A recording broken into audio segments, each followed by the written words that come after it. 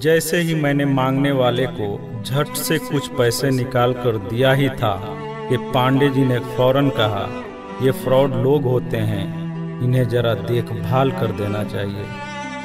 ये लोग हमारी अच्छाई का फायदा उठाते हैं और हमें ठगते हैं। पांडे जी की बातों को सुनकर मैंने कहा, आपने बिल्कुल सही फरमाया। पहले मैं भी ऐसा ही करता था, लेकिन एक वाक़ये ने मेरी दुनिया ही पलट कर रख दिया। रोज की तरह मैं घर से ऑफिस के लिए जा रहा था कि रास्ते में एक शख्स फुटपाथ के किनारे अपना बीमार बच्चा लेटाए हुए उसे हॉस्पिटल ले जाने के लिए भगवान के नाम पर टैक्सी का किराया मांग रहा था। वो कभी किसी पैदल का बाजू पकड़कर हाथ जोड़ देता, मेरा बच्चा बचा लें, मुझे टैक्सी का किराया दे दें, तो कभी किसी गाड़ी वाले को हाथ देकर रोकता और उसके पीछे भागता कि वो कार में उसके बच्चे को हॉस्पिटल पहुंचा दे। कोई रुकता तो कोई नहीं रुकता, जो भी रुकता वो भी उसे घूर कर देखता और आप वाली सोच सोच कर उसे डांटता, काम करके खाने की नसीहत करता और आगे निकल जाता। मैं जैसे ही अपनी कार पार्क कर रहा था कि उसकी नज़र मुझ पर भी पड़ी और वो मेरे गाड़ी के सामने आकर खड़ा हो गया था और मेरे रुकते ही मेरे दरवाजे के शीशे पे जोर जोर से पीटने लगा। जैसे ही मैंने गिलास नीचे किया, उसने मेरा हाथ पकड़ लिया और कहने लगा, भाईजान, खुदा के लिए मेरे बच्चे की ज़िंदगी बचा लें, उसे सख्त बुखार है, आप नीचे उतरकर उसको देख तो लें तो आपको यकीन आ जाएगा। आप देंगे तो शायद किसी और को भी एतबार आ जाए। मगर मैं भी उसी की तरह सोच रहा था। मैंने भी उसे काम करके खाने की तस्कीन की और पिछले जुम्मा की सुनी हुई हदीस उसको भी सुना दी कि कमा कर खाने वाला अल्लाह का दोस्त होता है, और गिलास बंद करके आगे बढ़ गया, ये बड़बड़ाते हुए कि हरामखोर, ये हमें बेवकूफ़ समझते हैं। 2-3 घंटे के बाद मैं वापस आया तो अब भी उसी जगह खड़ा मांग रहा था।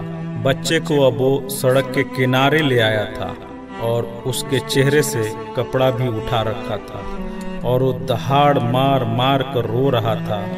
अब वो अपने बच्चे के कफन और दफन के लिए मांग रहा था। मैं गाड़ी रोककर नीचे उतरा और मैयत की तरफ देखा। फूल की तरह मासूम बच्चा जिंदगी का बाजी हार गया था। मेरे रोंगटे खड़े हो गए। मैंने जेब में जो कुछ भी था जेब से निकालकर बेगर देखे उसके तरफ फेंका। उससे पहले कि उसका बाप मुझे देखे, मैं उस तेजी से वहां से निकला मानो दुनिया की सारी बलाएं मेरे पीछे लग गई हों। मैं ऑफिस पहुंचा तो मेरा बुरा हाल था, ऐसा कि जैसे मुझे बुखार जकड़ने लगा हो। मेरा काम में मन नहीं लग रहा था। मैंने उस दिन की सारी मीटिंग को कैंसिल कर दिया। मैं भी उसी बच्चे की तरह एड़िया रगड़ रगड़ कर मरना चाहता था। 2-3 दिन के बाद बुखार को तो आराम आ गया, लेकिन मैं जहनी मरीज बन गया था। मुझे लगता था कि मेरी उसी सोच से वो बच्चा मर गया। कुछ दिन गुजरे, मैं ऑफिस में स्टाफ से बात कर रहा था। तब तक रिसेप्शन से आवाज़ आई, सर आपसे कोई मिलना चाहता है। मैंने पलट कर देखा, सामने उस मरे हुए बच्चे के बाप को देखकर मुझे चक्कर आ गया और मैं पत्थर का बुत बने उसे देख रहा था। तभी उसने अपने जेब में हाथ डालकर कुछ पैसे निकाले और मेरा शुक्रिया अदा करके कहने लगा कि आपके पैसे बड़ी बरकत वाले थे। शायद आपके खुलूस की बरकत थी कि मेरे बहुत सारे काम हो गए। सारे खर्चे के बाद कुछ पैसे बच गए और उनमें से कुछ पैसे मैंने उधार लेकर डाले हैं। ये आप कबूल कर लीजिए, बाकी मैं आपको जल्द ही वापस कर दूंगा। मैंने पैसे वापस लेने से सख्ती से इनकार कर दिया और मिन्नत करके उसे पैसे रखने को राजी कर लिया। और जैसे ही वो जाने लगा, मैंने उसे रोका और अपनी कंपनी में काम करने के लिए पूछा। वैसे राजी हो गया जैसे उसे काम की ही तलाश थी और किसी ने उसके दिल की बात सुन ली हो। वो बहुत खुश हुआ और अगले ही दिन से मेरी कंपनी में बतौर वॉचमैन काम करने लगा। पांडे जी, मैं आपको उससे मिलवाऊंगा, लेकिन वो कार वाला किस्से का जिक्र उससे मत करना। उसने आज तक नहीं पहचाना कि उसने मेरा भी कार रोककर मुझसे मदद मांगी थी। वो मुझे एक बड़ा ही नेक इंसान समझता है, जिसने उस बच्चे की लाश देखकर अपना सब कुछ निकाल कर दे दिया।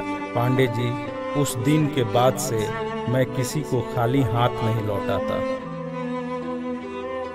थोड़ा सा देने से ना वो अमीर होता है और ना मैं गरीब, बस दिल को तसल्ली होती है। और रह गई लूटने की बात, तो पांडे जी हमें कौन नहीं लूटता। कपड़े वाला हमें लूटता है, दवाई वाला हमें लूटता है, सब्जी वाला हमें लूटता है, दूध वाला हमें लूटता है। इतना सा लूटने के बाद अगर कोई हमें खुदा के नाम पे लूट ले, तो शायद मरने के बाद खुदा हमारे गुनाहों को माफ कर दे कि ये बंदा मेरे खातिर मेरे नाम पे लूटता रहा, और शायद हमारी गुनाह बख्श दे।